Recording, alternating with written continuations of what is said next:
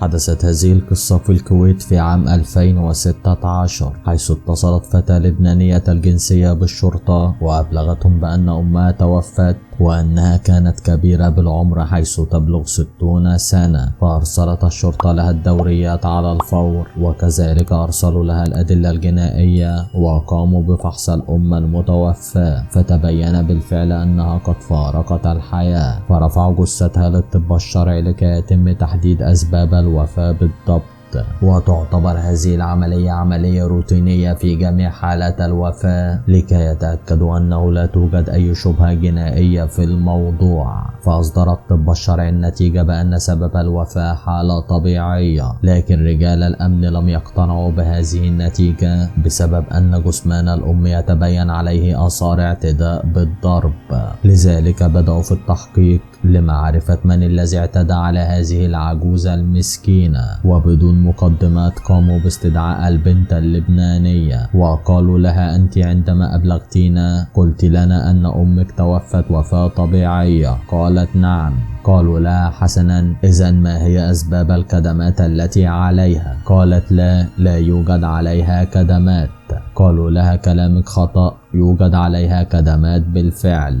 قالت: نعم، ربما تكون قد سقطت من فوق السرير أثناء نومها قبل أن تتوفى. قالوا لها: هل يوجد أحد يعيش معكم في البيت؟ قالت: لا، فقط أنا وأمي نعيش معا بعدما توفى أبي، ولدينا خادمة تأتي في بعض الوقت كل يوم وتذهب لبيتها. قامت الشرطة على الفور باستدعاء الخادمة وقالوا لها: تكلمي، هل رأيت أحد اعتدى بالضرب سابقا على الأم المتوفى؟ قالت: نعم، بنتها دائما تغلط على أمها وتضربها لأن هذه البنت عصبية وأمها تخاف منها. فواجهوا الفتاة اللبنانية بالخادمة وقالوا لها: اعترفت عليك الخادمة بأنك كنت تضربين أمك بالفعل؟ قالت: لا والله مستحيل، أنا أحب أمي جدا، كيف أفعل ذلك؟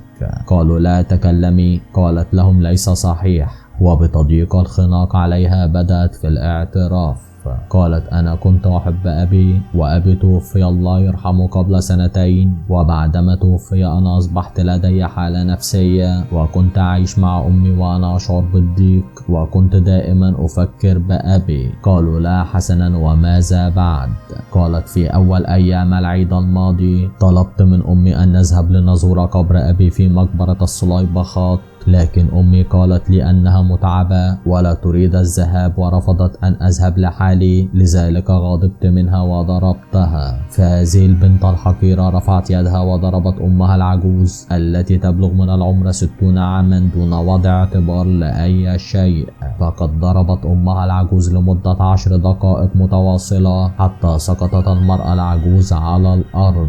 وقامت هذه الأم المسكينة بالزحف من الغرفة إلى الخارج لكي تستطيع الخروج من باب الشقة، لكنها لم تستطع الوصول لذلك وفاضت روحها إلى ربها. وقد كانت هذه البنت الحقيرة معتادة أن تعذب أمها منذ فترة طويلة وتقوم بإغلاق عليها الباب حتى لا تستطيع الخروج. وكانت هذه العجوزة المسكينة تخرج من النافذة وتنادي الناس الموجودة بالشارع وتقول لهم: الله يخليكم افتحوا لي الباب، ابنتي قامت بإغلاق الباب علي. وكان الناس لا يعرفون الحقيقة ويظنون أن هذه المرأة مجنونة وأن ابنتها قد أغلقت عليها لكي لا تهرب بالخارج وتضيع. فقد كانت هذه البنت عاقة لأمها منذ فترة كبيرة إلى أن جاء يوم اعتداؤها عليها بالضرب وتوفت. فقامت الشرطة بتقييد قضية اعتداء بالضرب أدى إلى الموت، وتمت إحالة هذه الفتاة اللبنانية إلى المحكمة التي ستحكم عليها بقدر ما فعلته من إجرام.